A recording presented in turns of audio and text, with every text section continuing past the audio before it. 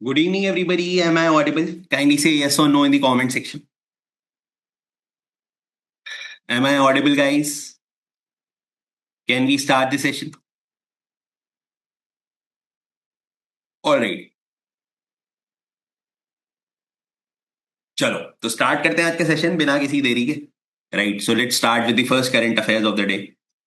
सो first current affair देखते हैं related to the cotton supply. Recently India overtook China as a top cotton producer, top cotton product supplier to USA. अभी आपने देखा होगा Donald Trump ने tariffs वगैरह लगाए थे, है ना. If you remember about this fact that tariff war was going on.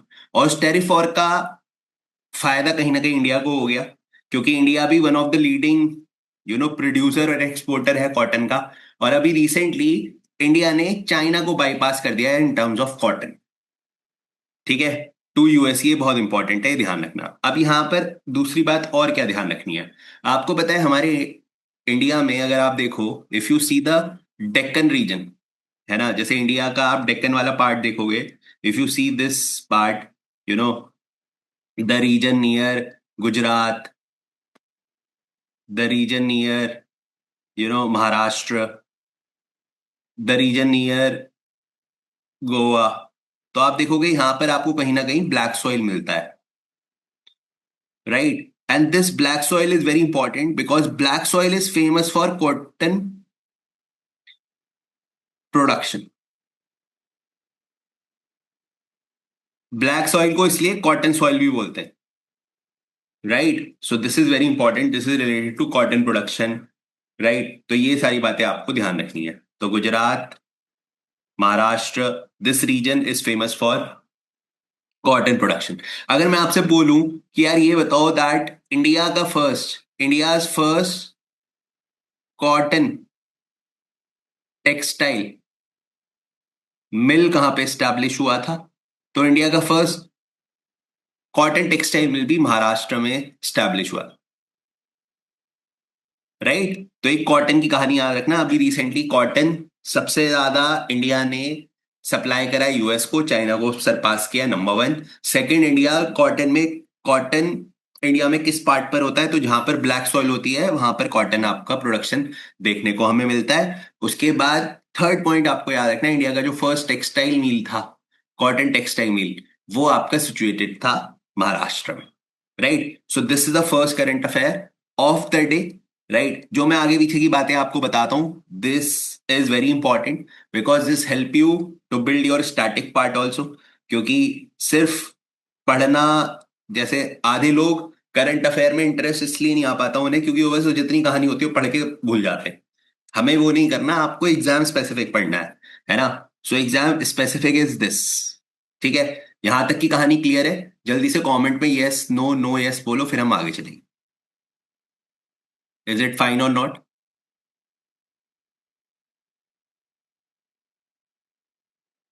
All right. Moving forward to the next part.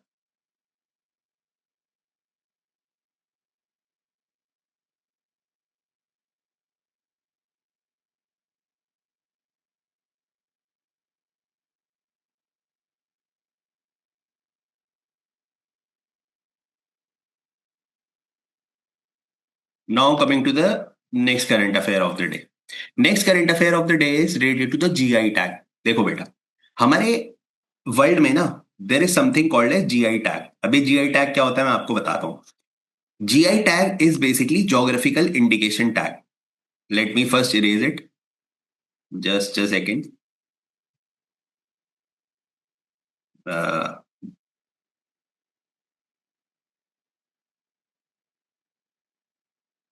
अरे बेटा, आपका कैमरा ओपन हो गया तो आप अपनी वीडियो क्लोज कर लो, है ना. आई गेस आपसे गलती से ओपन हो गया होगा, इट्स फाइन. हाँ, so now the next current affair is related to the GI tag. Now what is this GI tag, पहले मैं आपको वो समझाता हूँ, फिर मैं आपको ये करंट अफेयर पूरा एक्सप्लेन करूंगा. Right, sir, importance of GI tag. हाँ हाँ, yes, obviously recording of the class will be shared बेटा, डोंट वरी.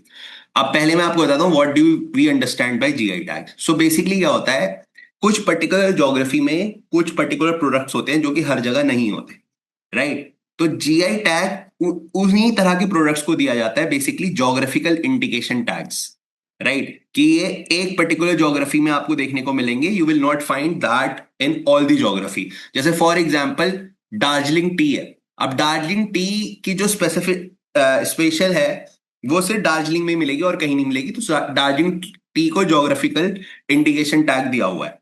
तो जिस भी प्रोडक्ट को जीआई टैग मिलता है ना, वो प्रोडक्ट डब्ल्यूटीओ के अकॉर्डिंग उसका ट्रेड करना उसके लिए आसान हो जाता है, जो वर्ल्ड ट्रेड ऑर्गेनाइजेशन है, राइट, क्योंकि उसकी ग्लोबल एक प्रेस्टीज बन जाती है कि यार ये प्रोडक्ट ना जीआई टैग है। जैसे कोल्हापुरी चप्पल है ना, Kolhapuri sandals, you must have heard about what you called मलिया हाफूज मैंगो के बारे में आपने सुना होगा, मलियाबादी मैंगो के बारे में आपने सुना होगा, है ना।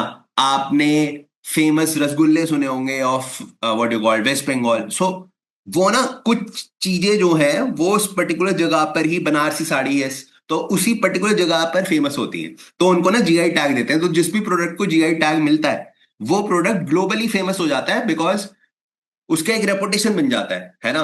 तो अभी आसाम का एक जीआई टैग है, दैट इज कॉल्ड एज, हाँ एग्जैक्टली। तो जीआई टैग बेसिकली हम किसे देते हैं, हम जीआई टैग किसी भी प्रोडक्ट को देते हैं जो एक स्पेसिफिक लोकेशन पे यूनिक होता है, राइट।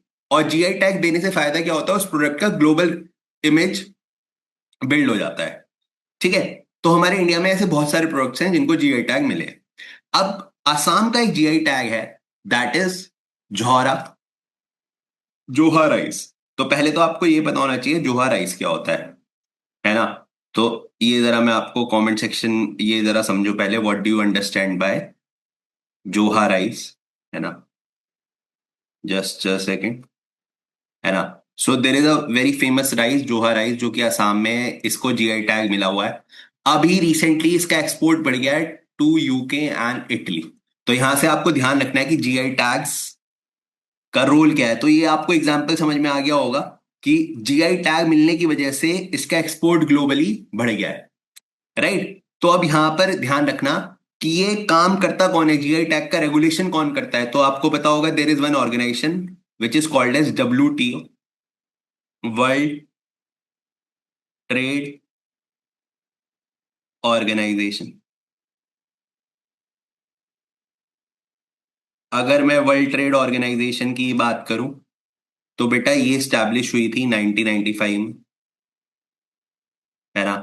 अगर मैं वर्ल्ड ट्रेड ऑर्गेनाइजेशन के हेडक्वार्टर की बात करूं तो उसका हेडक्वार्टर है जिनेवा में, राइट। तो ये सारी कहानी आपको याद रखनी है। World Trade Organization 1995, headquarter Geneva, right. So is it fine और नॉट, काइंडली से यस और no in the comment section, right. So Joha rice, आपके एग्जाम में क्वेश्चन है Joha rice is associated with which state, so you can remember that it is associated with Assam. Sir do we need to learn all the pointers, no बेटा। ये जो pointers होते हैं this is for the understanding, you have to just read. जो मैं आपको major बातें समझाता हूँ you have to just note down this point. अगर आपको इस पूरे पेज का अगर एक शॉर्ट नोट मतलब नोट्स बनाने हैं तो आपको क्या बनाना होगा कि आपको बनाना होगा जीआई टैग जोहा राइट्स कौन से स्टेट के, Assam, exported to UK and Italy.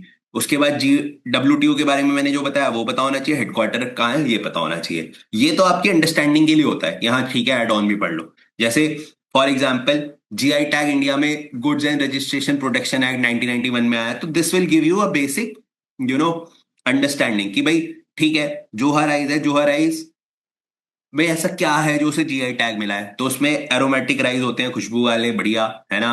और स्मॉल साइज ग्रेन होते हैं, रिच इन टेस्ट होते हैं, थोड़े यूनिक होते हैं, दैट्स वाई इनको थोड़ा जीआई टैग मिला है। तो ये सिर्फ आपकी कंसेप्चुअल अंडरस्टैंडिंग के लिए है, बट आपके एग्जाम में जो क्वेश्चन आएगा वो इसके आसपास ही आएगा जितना मैंने आपको हाईलाइट करा है, राइट।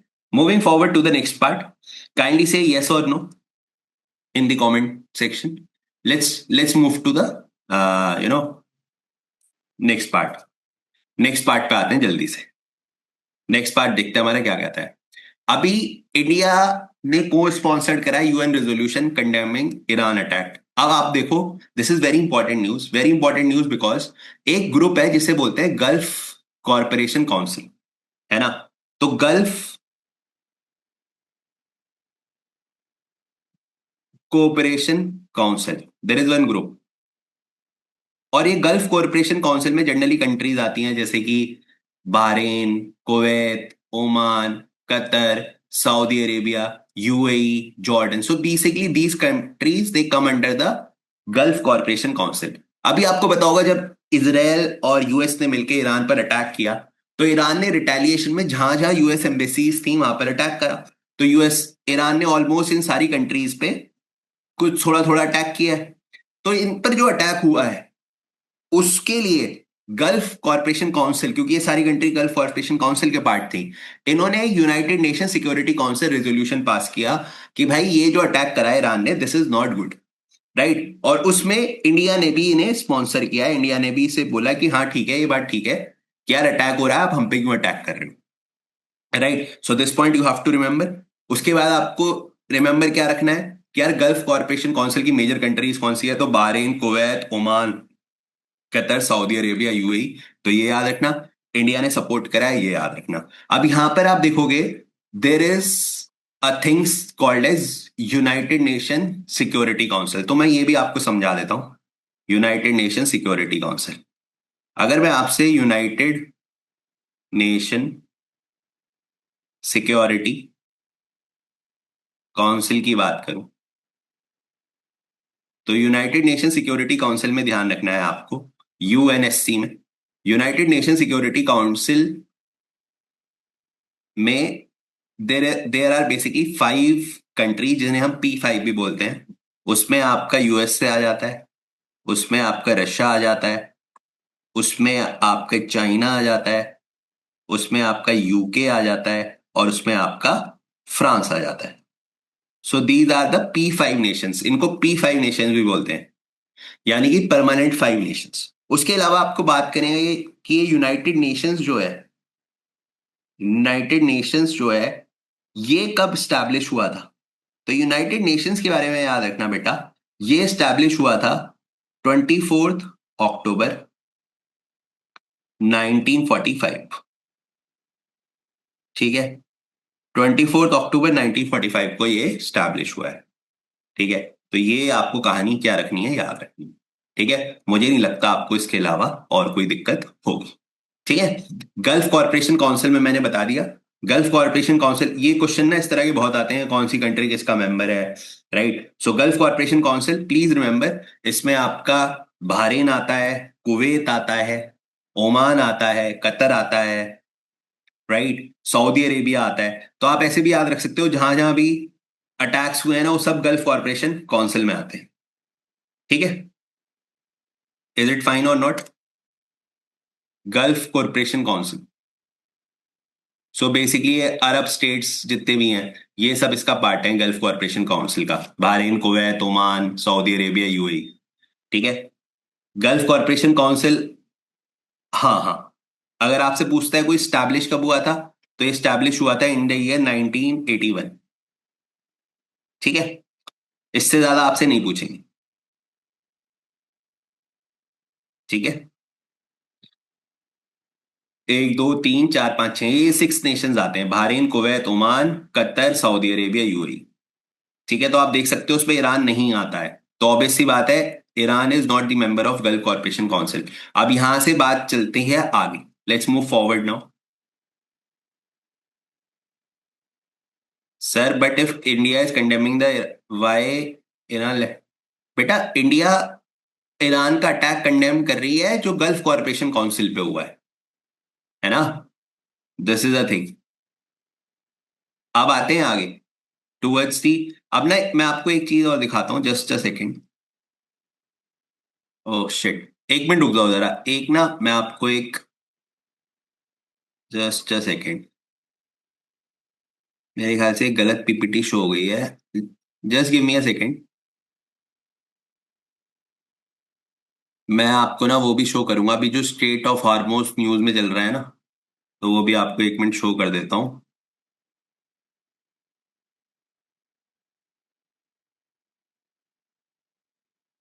तो उससे क्या होगा कि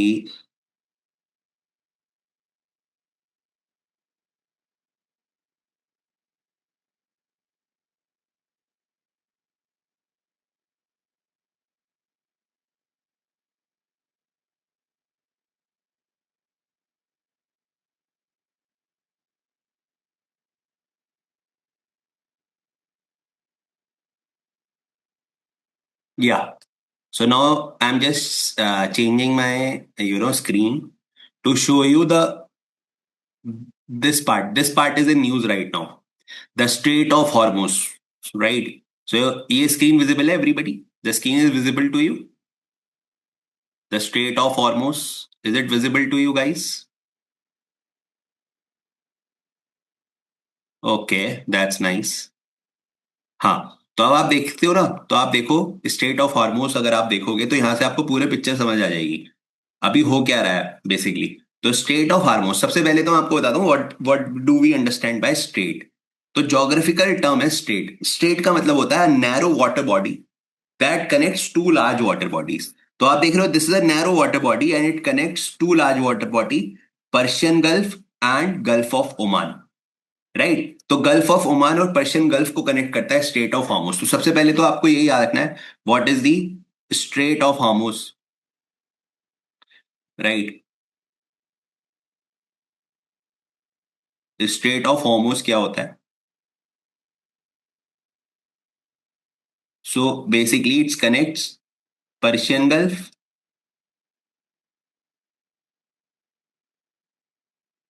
and Oman, gulf of Oman. तो पहले तो ये याद रखना। अब दूसरी बात आपको याद रखना है स्टेट ऑफ हॉर्मस में, अगर आप देखोगे ये रहा Bahrain, here you will find Qatar, here you will find Saudi Arabia, here you will find UAE, here you will find Oman. ठीक है, तो 1 2 3 4 5। ठीक है, तो बहरीन हो गया, कतर हो गया, ओमान हो गया, यूएई हो गया, सऊदी अरेबिया हो गया। अब आप देखोगे ये सारे नेशंस आते हैं गल्फ कॉरपोरेशन काउंसिल में, और इसके अपोजिट खड़ा है ईरान। तो होता क्या है, इधर ही आप देखोगे, here this side you will find major oil, you know major oil wells, major oil exporting ports across this. तो होता क्या है, अब क्रूड ऑयल जो है ना वो इस तरह से पास होता है स्टेट ऑफ हार्मोज से होता हुआ गल्फ ऑफ ओमान में, और फिर वो इंडिया और बाकी कंट्रीज में सप्लाई होता है। और इस स्टेट ऑफ हार्मोज का जो एक्सेस है वो डिसाइड करता है ईरान। दूसरा क्या होता है, जब हम नैरो रीजन में जाते हैं ना वाटर्स में, तो ये जो रीजन है ना ये अप्रोक्स 36 किलोमीटर है। तो होता क्या है, जब वाटर कम होगा ना तो शिप की जो स्पीड होती है वो भी कम हो जाती है, राइट। तो इसका जो ये स्ट्रेटेजिक एडवांटेज है, ये एडवांटेज लेके बैठा हुआ है आपका ईरान। तो अभी क्या हो रहा है, जो ये वॉर स्टार्ट हुई तो ईरान ने क्या करा, यहां से जो है शिप्स को कंट्रोल करना स्टार्ट कर दिया कि भाई मैं तुम्हें जाने नहीं दूंगा, है ना। तो ये ध्यान रखना, तो मैप इसलिए मैंने शो करा है कि आप समझ पाओ, है ना। तो Oman, Oman, UAE, Saudi Arabia, Qatar, Bahrain, ठीक है, ये सारे आपके, कुवैत, कुवैत भी आप देखोगे इधर ही बहुत छोटा सा नेशन है कुवैत, ठीक है। तो कुवैत, ये सारे जो हैं आपके गल्फ कॉरपोरेशन काउंसिल में आती हैं कंट्रीज, ठीक है। चलिए आगे। तुम्हें पता है कुवैत 1991 में भी हुई थी गल्फ वॉर्स, तो मैं ऐसे ही बता देता हूँ आपको। तो वो गल्फ वॉर पता है करी थी इराक ने 1991 में। तब भी पता है ये सिचुएशन हो गई थी इस तरह की कि क्रूड ऑयल आना बंद हो गया था। तो वो मैं आपको ऐसी ओरली बता देता हूँ। तो 1991 में जो वॉर हुई थी ना, तो उसमें क्या हुआ था, इराक ने आपका कुवैत को अटैक कर दिया था।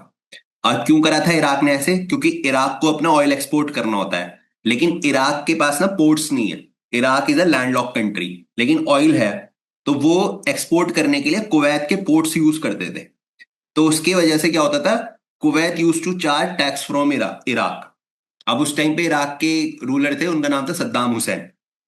सद्दाम हुसैन ने कहा ये क्या तरीका है, आप ऐसे कैसे पैसे ले सकते हो हमसे इतने ज्यादा।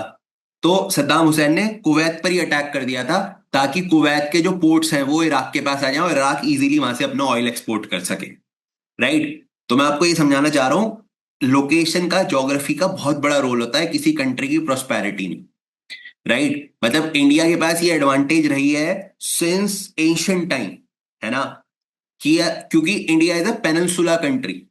जो भी देश पेनिनसुला होगा, सोचो उस देश के पास कितना अच्छा एडवांटेज है कि वो इधर से भी ट्रेड कर सकता है, इधर से भी ट्रेड कर सकता है, इधर से भी ट्रेड कर सकता है।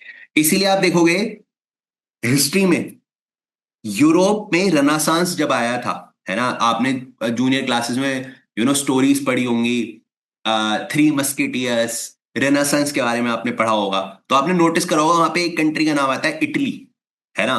तो ऐसा क्या था कि इटली में ही सब कुछ हो रहा था, बिकॉज इटली की आप लोकेशन देखोगे ना, इटली अगेन, वहां पर भी वाटर एक्सेस बहुत है, पोर्ट्स बहुत है, तो जिस कंट्री के पास पोर्ट्स होंगे वो कंट्री ट्रेड अच्छा कर पाएगी, जो कंट्री ट्रेड अच्छा कर पाएगी ऑब्वियस सी बात है वहां पे प्रॉस्पेरिटी होगी, है ना। सो ये सारी चीजें ना जियो पॉलिटिक्स में बहुत बड़ा रोल प्ले करती हैं, आपकी लोकेशन कहाँ पे है, ठीक है। इसलिए एक बहुत फेमस जोग्राफर भी थे, उन्होंने बोला था the country that control ports control the economy, है ना। तो पोर्ट्स का बहुत बड़ा रोल होता है जियो पॉलिटिक्स में, है ना। तो ये मैंने आपको बता दिया स्टेट ऑफ हॉर्मुज, तो ये ध्यान रखना। अब आते हैं वापस करंट अफेयर पे, तो I am just changing the slide, ठीक है। मैं एक मिनट स्लाइड चेंज कर लेता हूं, so that you get to no.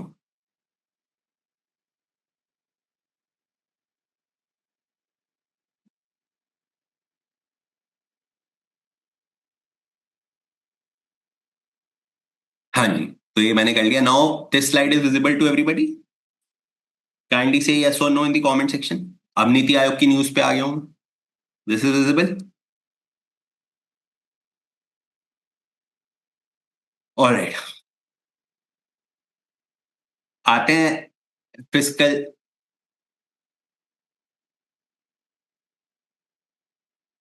अब आते हैं नीति आयोग पे। तो बेटा हमारे इंडिया में 2015 में एक बॉडी बनी जिसका नाम था नीति आयोग, है। नीति stands for national institute for transforming India, है ना। तो नीति की फुल फॉर्म क्या है? National institute for transforming India. Just a second.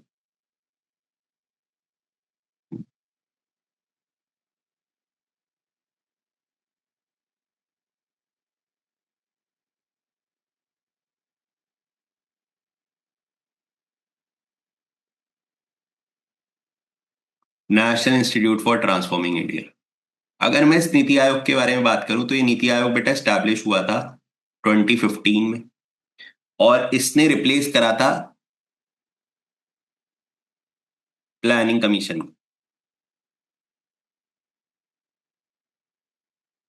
Right. तो ध्यान रखना है आपको कि ये जो national institute for transforming India है जिसने प्लानिंग कमीशन को रिप्लेस किया था, right. Sir still show, map ही शो हो रहा है, ओके। जरा देखो, जरा ये स्लाइड शो नहीं हो रही नीति आयोग वाली, everybody, physical health index, is this physical health index is visible? हाँ, शो हुआ,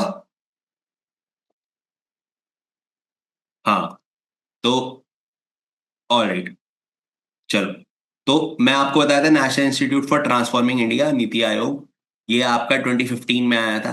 अब नीति आयोग ने इंडेक्स लॉन्च कराया, that is physical health index, मतलब कंट्री की फिजिकल हेल्थ कैसी है उसके लिए एक फाइनेंशियल हेल्थ इंडेक्स कराया हर एक स्टेट का, ठीक है। और ये इंडेक्स क्या मेजर करेगा कि वो जो स्टेट अपने फाइनेंसिस को कैसे मैनेज कर रहा है, क्या वो सस्टेनेबल मैनेज कर रहा है फाइनेंसिस को, ऐसे तो नहीं उल्टा सीधा खर्चा कर रहा है, ट्रांसपेरेंसी प्रमोट करेगा, है ना, फिजिकल परफॉर्मेंस देखेगा, तो ये सारे काम करेगा आपका physical health index 2026 from NITI Aayog, ठीक है। तो नीति आयोग के बारे में याद रखना, as I said it is national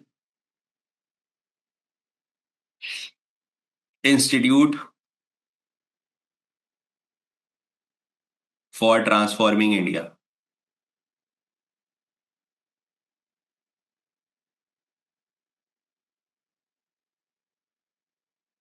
कब स्टैब्लिश हुआ था? 2015, राइट। इसको चेयरमैन कौन होता है इसका? तो जो प्राइम मिनिस्टर होते हैं वही चेयरपर्सन होते हैं,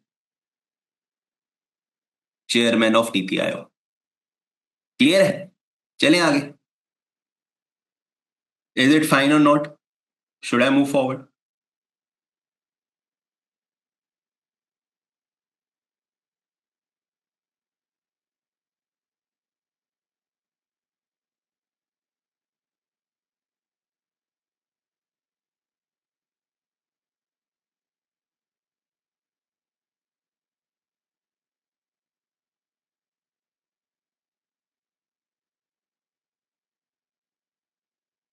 alright,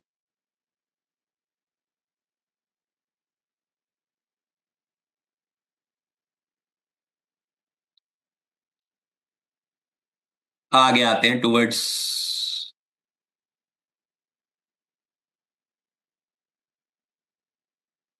alright, now next is,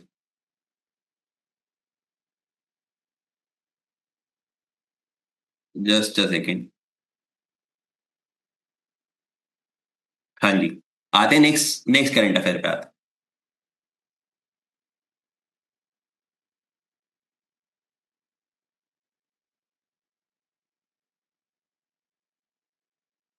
यहां तक किसी को कोई डाउट तो नहीं है? Everything is fine till now? Any doubt, anything? Alright, चलो, ये बहुत इंपॉर्टेंट है। डब्ल्यू एच ओ ने मिलके चाइल्डहुड ओबेसिटी इनिशिएटिव लॉन्च करा है इंडिया में। This is alarming situation in India, है ना? तो ये सबके लिए, मेरे लिए भी अप्लाई होता है ओबेसिटीज, क्योंकि अब हम वर्कआउट करना हमने कम कर दिया है, बैठे रहते हैं हम, है ना? सो चिल्ड्रंस पे ज्यादा हो रही है। तो W H O foundation and no has join hands to combat the problem of child obesity in India. Right, तो आपको यहाँ पे ध्यान रखना है कि किसका इनिशिएटिव है ना? तो याद रखना है डब्ल्यू एच ओ फाउंडेशन का इनिशिएटिव है, डब्ल्यू एच ओ का नहीं है। दुनिया में एक बॉडी है जिसका नाम है डब्ल्यू एच ओ। यहाँ पर W H O stand for World Health Organization. ये स्टैब्लिश हुई थी 1948 में, 7 अप्रैल को। इसीलिए हम हर साल 7 अप्रैल को मनाते हैं वर्ल्ड हेल्थ डे। राइट, ये बहुत इंपॉर्टेंट है। उसके बाद आपको ध्यान रखना है डब्ल्यू एच ओ के बारे में। इसकी एक फाउंडेशन है, डब्ल्यू एच ओ फाउंडेशन, जो कि स्टैब्लिश हुई थी 2020 में। इसका हेडक्वार्टर भी जिनेवा में है, डब्ल्यू एच ओ का भी जिनेवा में है। तो फाउंडेशन का काम करती है, फाउंडेशन बेसिकली काम करती है फंड्स वगैरह को मोबिलाइज कराने में। राइट, तो उसका फंड मोबिलाइजेशन इसका काम है। So this point you have to remember. तो अभी इसने इनिशिएटिव लिया है कि यार इंडिया में जो ये चाइल्ड ओबेसिटी हो रही है, इसको किस तरह से कंट्रोल करा जाए। So basically awareness campaign, school based program, improved health care preparedness, scalable model, reduce child obesity across India. So this is the basic initiative. ठीक है? सो दिस इज फाइन और नॉट? काइंडली से yes और no in the comment section. तो ये, हाँ,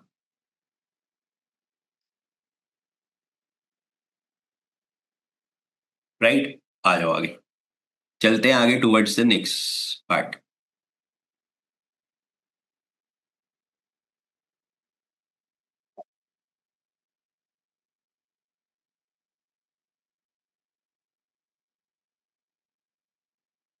no, next is India plans.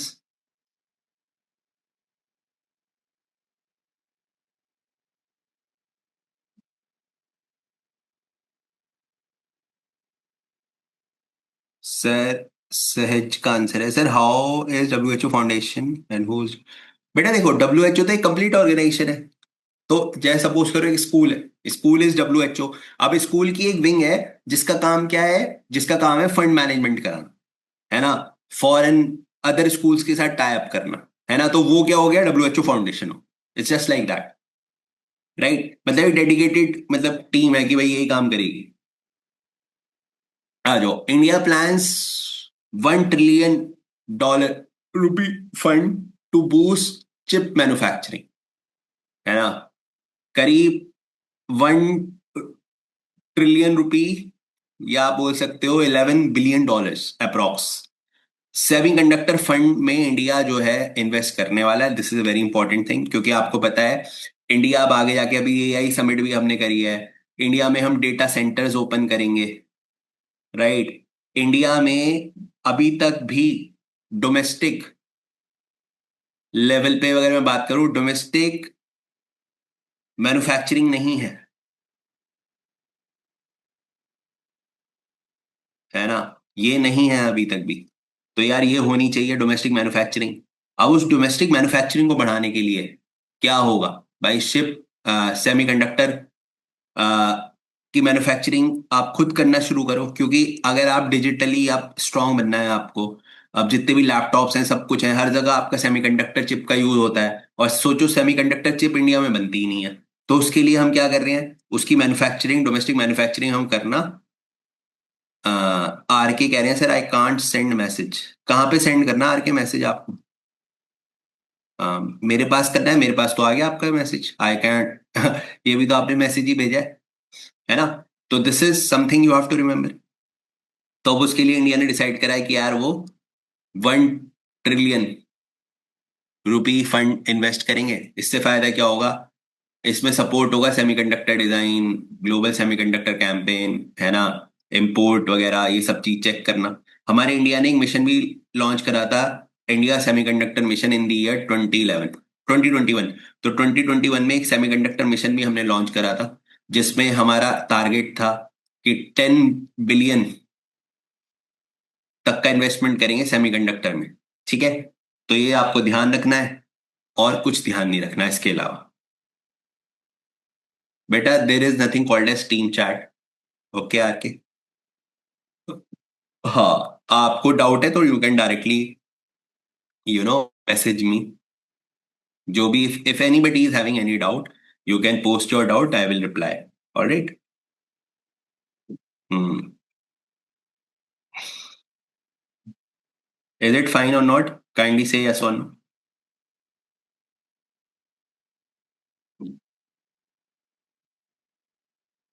Alright.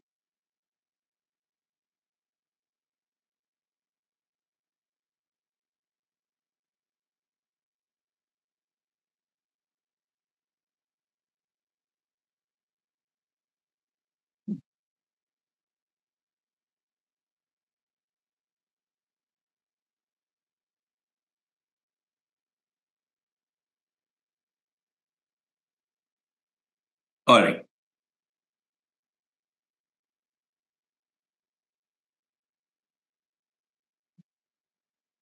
चलो जी, आते हैं आगे। Now coming to the MCQ part. ठीक है, let's start with the MCQ round. Alright, चलो the first MCQ is in front. ठीक है, I want everybody to reply on this. The green Chaupal initiative was launch by which state government? तो green Chaupal initiative क्या है, नाम से ही आपको समझ में आ रहा होगा। ग्रीन चौपाल बेसिकली, ग्रीन चौपाल इनिशिएटिव में एफॉरेस्टेशन की बात करी जाएगी, है ना?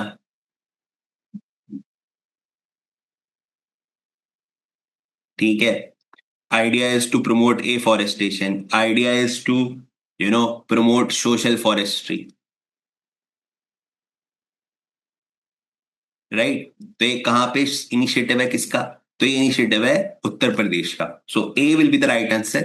Recently Uttar Pradesh has launch something called as green Chaupal, तो जिसपे वही रीजनल लेवल पर बात की जाएगी कि आप ग्रीन फॉरेस्टेशन वगैरह पे काम करो। अब बात फॉरेस्ट की है तो कुछ बातें आपको याद रखनी चाहिए, जैसे कि अगर मैं आपसे पूछूं which forest is called as lungs, lungs of earth, तो जल्दी से मुझे कमेंट सेक्शन में बताओ। अगर मैं आपसे पूछूं यार हमारे इंडिया में wild life and forest protection act कब आया था? ठीक है, ये आपको मुझे बताना है क्योंकि फॉरेस्ट की बातें चल रही हैं, है ना? So this point you have to tell. अगर मैं आपसे पूछूं हमारा इंडिया का कौन सा स्टेट है जहां पर मैक्सिमम एरिया अंडर फॉरेस्ट होता है, ये आपको बताना है। ठीक है, तो इन तीनों का अगर मैं बताऊं, तो लंग्स ऑफ द अर्थ की अगर मैं बात करूं, तो लंग्स ऑफ द अर्थ बोला जाता है अमेजोन को, Amazon forest. Wild life protection act आया था 1972 में, और maximum area under the forest कौन से स्टेट में है? That is Madhya Pradesh. Right? So kindly right all these points. ठीक है, और ग्रीन चौपाल ये इनिशिएटिव है उत्तर प्रदेश का। I hope all the points are very much clear. Very good R K. वे हाँ, very good Kashvi, very good Ojaswi, very good Raunak. हाँ हाँ, वेरी गुड। हाँ, राइट। सो सबने पार्टिसिपेट करा, this is nice. Keep participating irrespective of the answer, है ना? Participate नहीं करोगे, सही गलत का पता ही नहीं चलेगा, है ना? आपने नोटिस करा होगा, आपके एग्जाम चल रहे हैं, मैं खुद ही कंटेंट शॉर्ट कर रहा हूँ, है ना? मैं सारी चीजों का ध्यान रखते हुए चलता हूँ। अब जैसे ही आपकी क्लासेस स्टार्ट होंगी ना, उसके बाद मैं कंटेंट बढ़ा दूंगा, तो फिर हमारी क्लास ये लंबी होना शुरू हो जाएगी। पर अभी आई अंडरस्टैंड दिस फैक्ट कि आपके स्कूल के एग्जाम और ये सब भी हैं। सो फ्रॉम 29 मार्च ऑनवर्ड्स जो फिर संडे क्लासेस होंगी वो चेंज होना स्टार्ट हो जाएंगी। चलते हैं आगे towards the next part.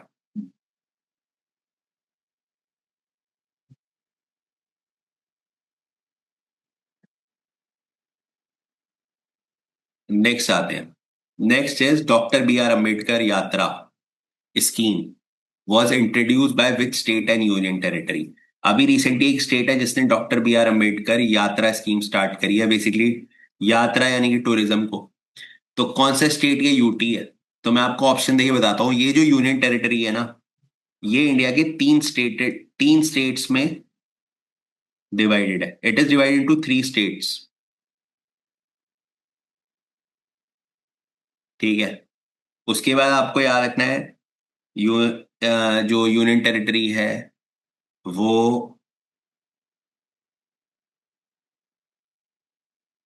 3 states में डिवाइडेड है। उसके बाद आपको ध्यान रखना है कि ये जो स्टेट यूनियन टेरिटरी है, फ्रेंच टेरिटरी रही है, और इस यूनियन टेरिटरी का नाम है पुडुचेरी। ठीक है, तो पुडुचेरी में भी doctor B R Ambedkar Yatra scheme आई है। तो इसके बारे में याद रखना है, 3 स्टेट्स में। पुडुचेरी पता है तमिलनाडु में है, पुडुचेरी आंध्रा में है, और पुडुचेरी आपका केरला में है। ये 3 स्टेट्स में डिवाइडेड है। तो ये आपको ध्यान रखना है related to doctor B R Ambedkar Yatra scheme. Is it fine और नॉट? काइंडली से यस और no in the comment section.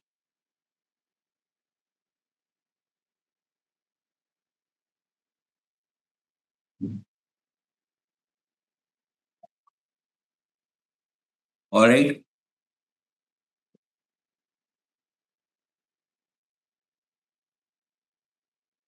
चलो जी आगे चलते हैं।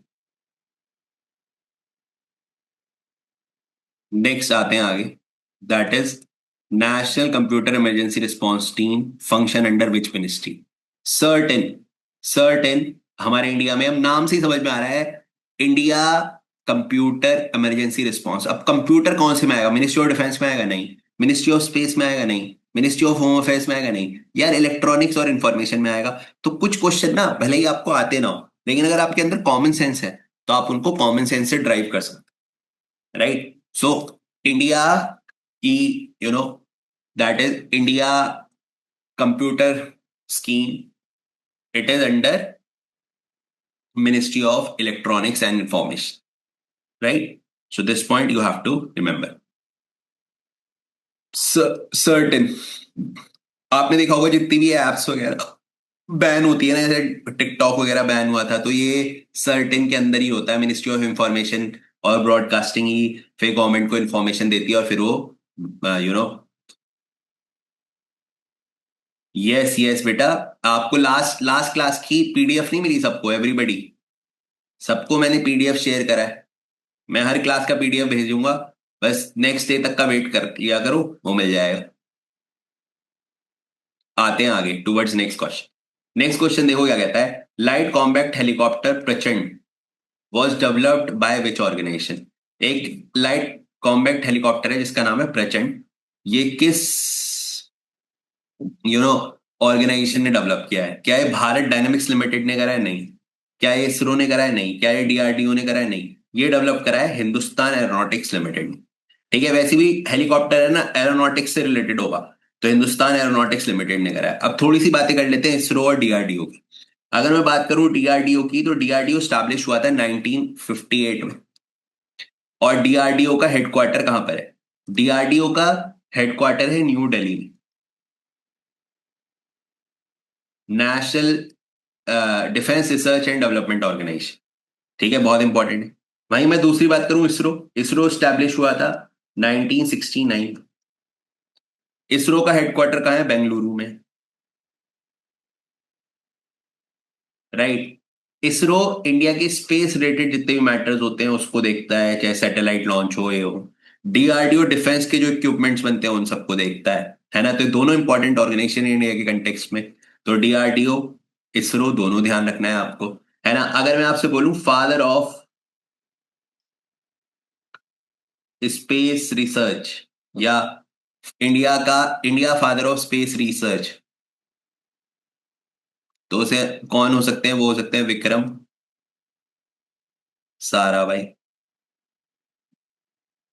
अगर मैं बोलूं आपसे मिसाइल मैन ऑफ इंडिया,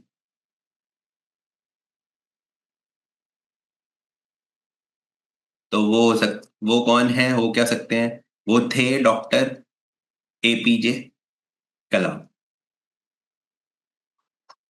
मुझे लगता है यहां तक सबको क्लियर हो। If it is fine, kindly से यस और no in the comment section.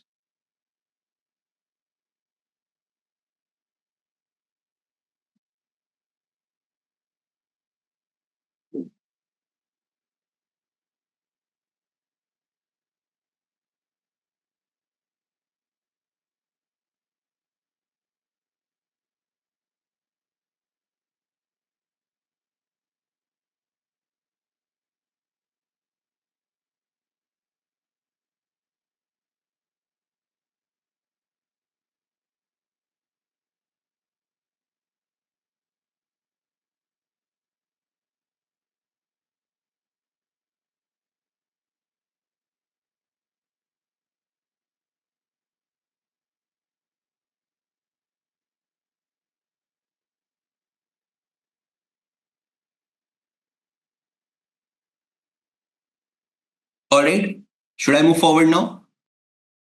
Kindly से यस और no.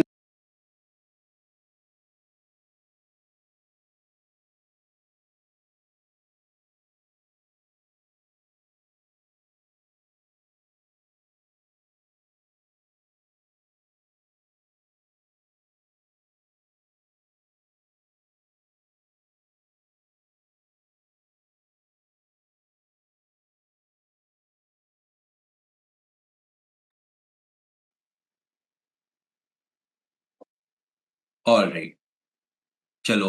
Alright, alright, any doubt, anything?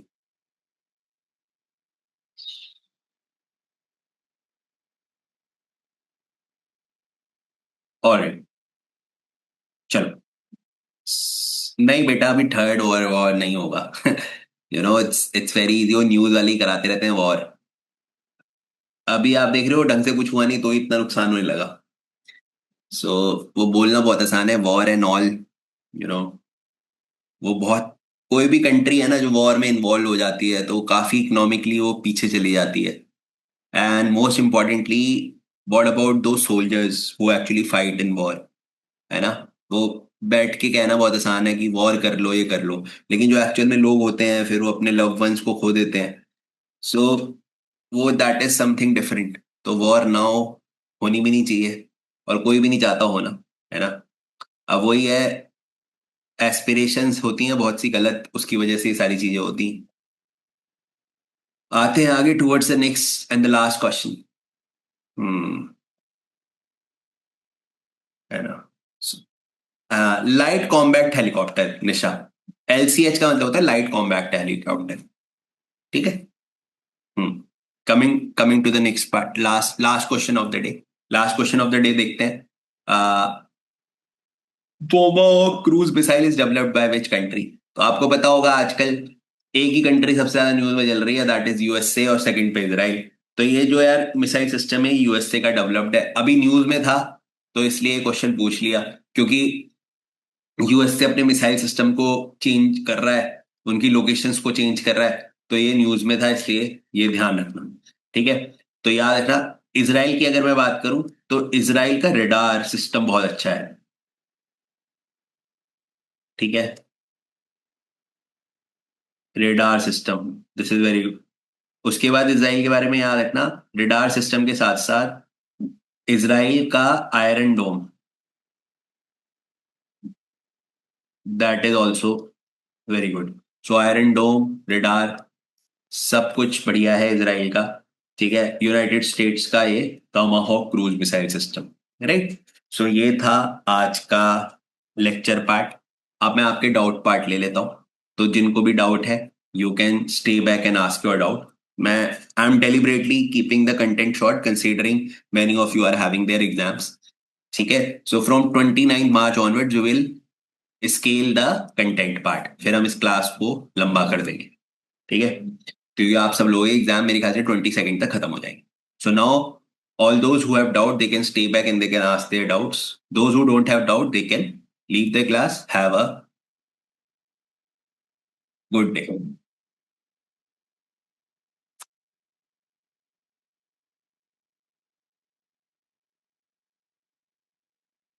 Any doubt, anything? If you want, और ये मैं पीपीटी आपको शेयर कर दूंगा, डोंट वरी।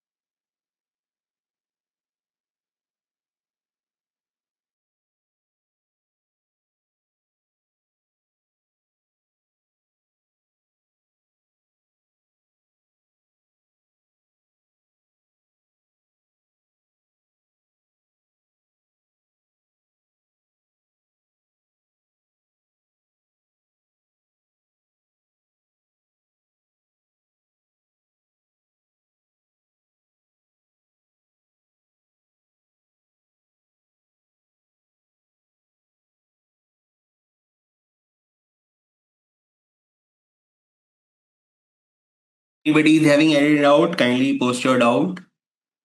कोई भी डाउट है किसी स्लाइड से लेके प्लीज पूछ लो। I am sharing the slides. कोई भी पॉइंट मिस हो गया हो, कुछ भी हो, प्लीज पूछ लो।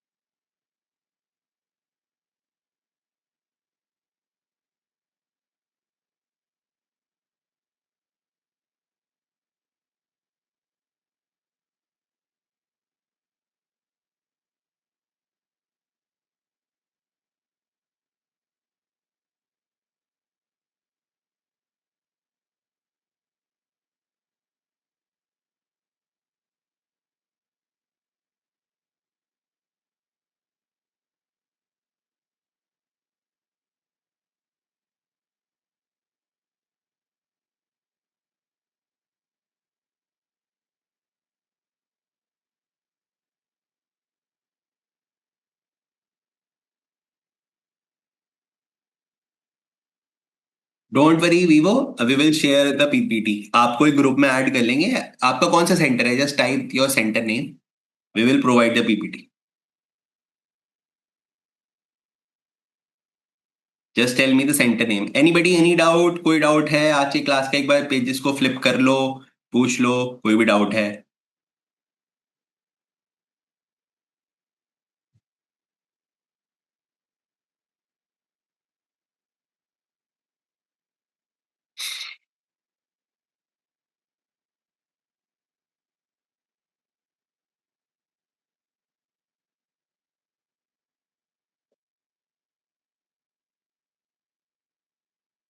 ऑलराइट। हाँ हाँ, तो आप ना वहां पे ग्रुप में शेयर हो जाएगा।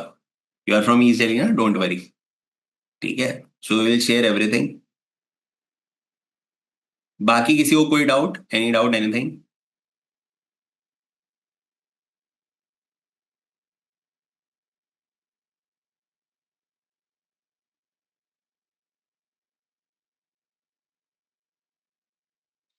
हाँ सर, आप यूएनएससी, हाँ बेटा मैं बिल्कुल समझाऊंगा। यूएनएससी देखो, एक मिनट रुक जाओ, मैं जरा स्क्रीन लगा देता हूँ, वाइट स्क्रीन, वहां पे लिख के आपको बता दूंगा।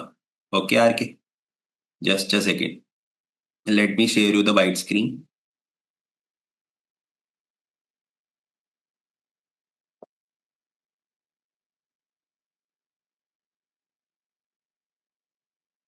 ये स्क्रीन विजिबल है बेटा R K? Is this screen is visible to you, white screen? अब आप यहाँ पे देखो, जस्ट जस्ट से यस और no that screen is visible. तो मैं आपको थोड़ा समझा, देखो, एक ऑर्गेनाइ 1945 में ना, जब सेकेंड वर्ल्ड वॉर खत्म हुई थी, सेकेंड वर्ल्ड वॉर जब फिनिश हुआ, तो सेकेंड वर्ल्ड वॉर के बाद एक ऑर्गेनाइजेशन बना जिसका नाम था यूनाइटेड नेशन।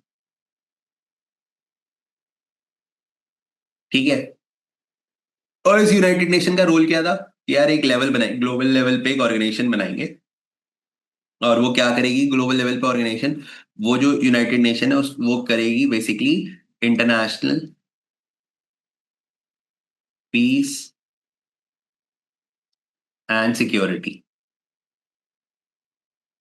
राइट, तो ये यूनाइटेड नेशन का आइडिया था। फिर यूनाइटेड नेशन में ना एक बॉडी होता है जिसे यूएनएससी, यूनाइटेड नेशन का पार्ट होता है, that is United Nation Security council. ये बना 19 जब यूनाइटेड नेशन स्टैब्लिश हुआ था तभी।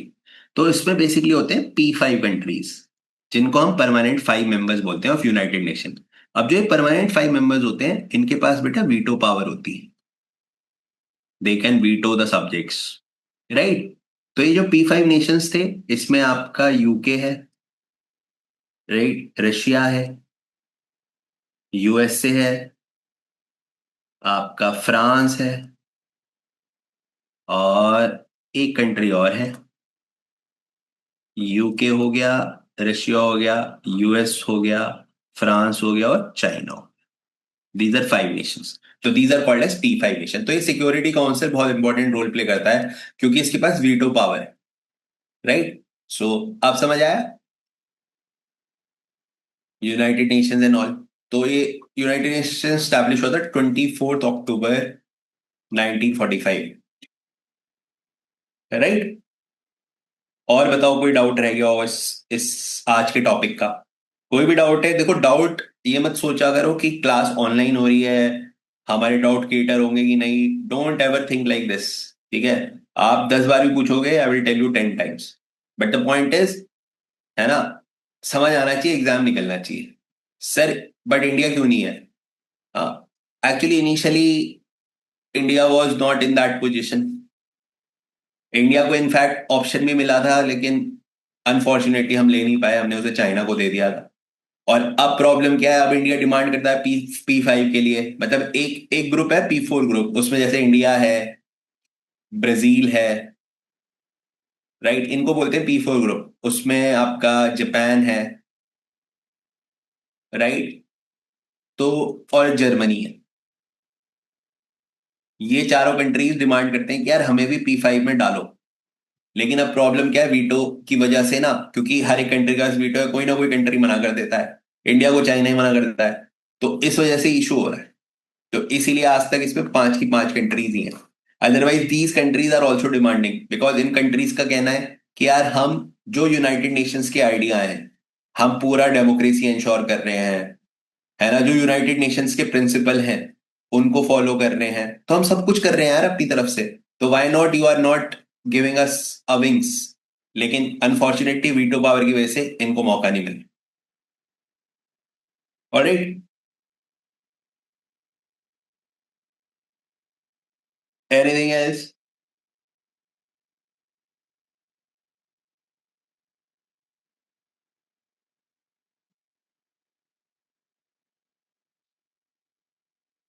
Kindly say yes or no in the comment section.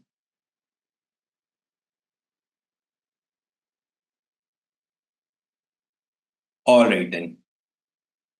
और कोई डाउट किसी का? Anybody is having any doubt now? All right. चलो तो अपना ध्यान रखो सब. Good luck and have a nice day. See you soon. Till then, stay blessed. Good luck.